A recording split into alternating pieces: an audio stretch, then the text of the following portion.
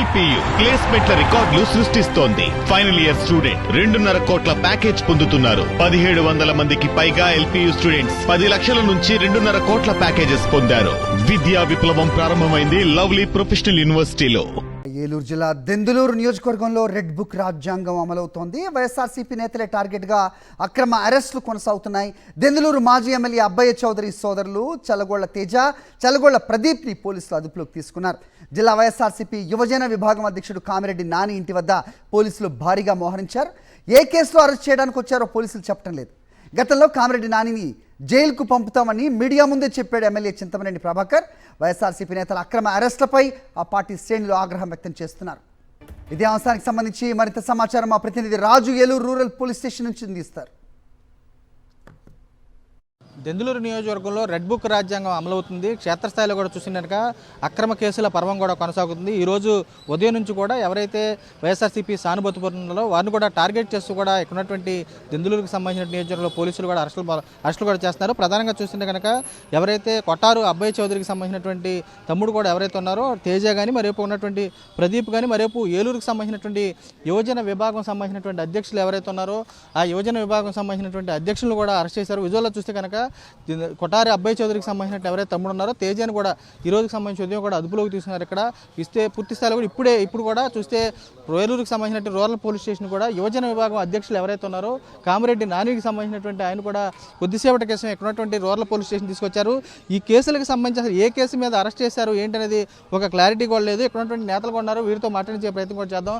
ఏది ఏమైనా వైఎస్ఆర్సీపీ కాంగ్రెస్ పార్టీలో ఉన్నటువంటి యాక్టివ్గా ఉన్నటువంటి ప్రతి ఒక్కరిని కూడా అరెస్ట్ చేయడానికి ఇదొక ఏ చాకు లేకుండా అరెస్ట్ చేసి వాళ్ళని జైల్లో పెట్టాలంటే ఒకటి కాన్సెప్ట్ తప్ప రెండోదేం కాదు నాకు తెలిసి.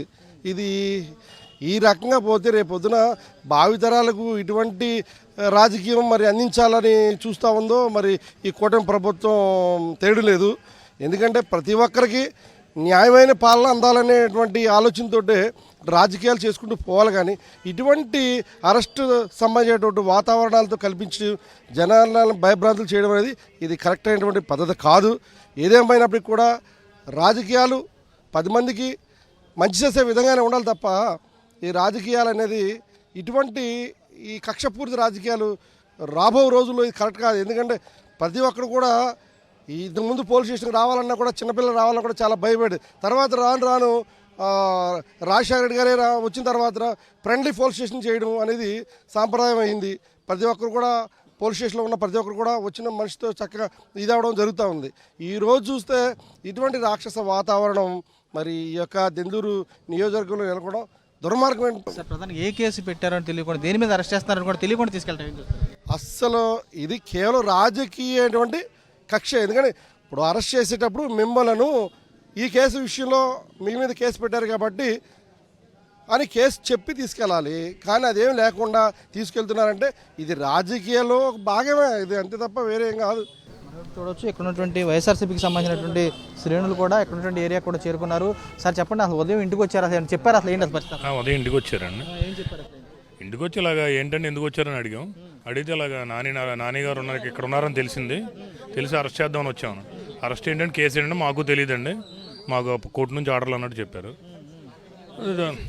నోటీస్ మాకేం చూపించలేదండి, నోటీస్ అనేది మాకేం చూపించలే. తర్వాత మళ్ళీ అన్ని ఇల్లంతా ఎత్తుక్కున్నారు, అక్కడ లేకపోతే మళ్ళీ ఆ పోలీసులు కొంతమంది అక్కడ పెట్టి బయటికి వెళ్ళి మళ్ళీ 1 గంటకి మళ్ళీ వచ్చారు. మళ్ళీ వచ్చి ఎక్కడే ఉన్నాడని తెలిసిందని అన్నాడు.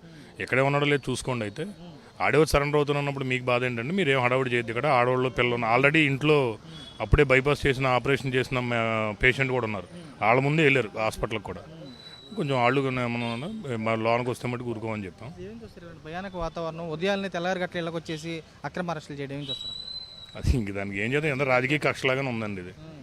మరి దాని ప్రయాసం ఏం చేస్తారు ఏంటో. వాళ్ళ అమ్మగారు ఉన్నారు, అయినా సరే ఎవరిని పట్టించుకోలేదు. మేము మాకున్న రూల్ ప్రకారం మేము చేయాలి, ఇక మేము తీసుకెళ్ళిపోతాం, రాకపోతే లాక్కెళ్తాం అన్నట్టు చాలా ర్యాష్గానే బిహేవ్ చేశారు. అక్కడ మార్నింగ్ రాగానే అమ్మ అసలు ఈయన ఉన్నాడా అది లేకుండా డైరెక్ట్గా షూస్తో ఈరోజు శుక్రవారం పూజలు చేసుకుంటుంటే డైరెక్ట్గా లోపలికి వెళ్ళిపోయారు, షూస్తో వెళ్ళిపోయారు.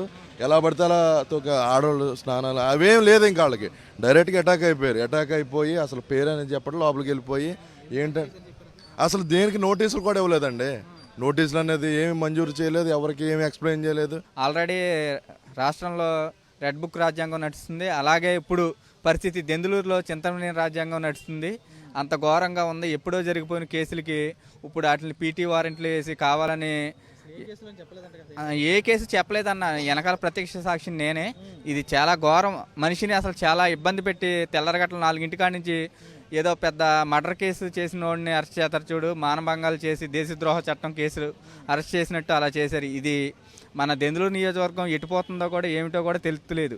అసలు ఏ కేసు మీద అరెస్ట్ చేశారు, కనీసం నోటీసులు ఇవ్వకుండా అరెస్ట్ చేయడం పట్ల ఇక్కడ ఉన్నటువంటి వైఎస్ఆర్సీపీ శ్రేణులు కూడా ఆగ్రహం వ్యక్తం చేస్తున్నారు.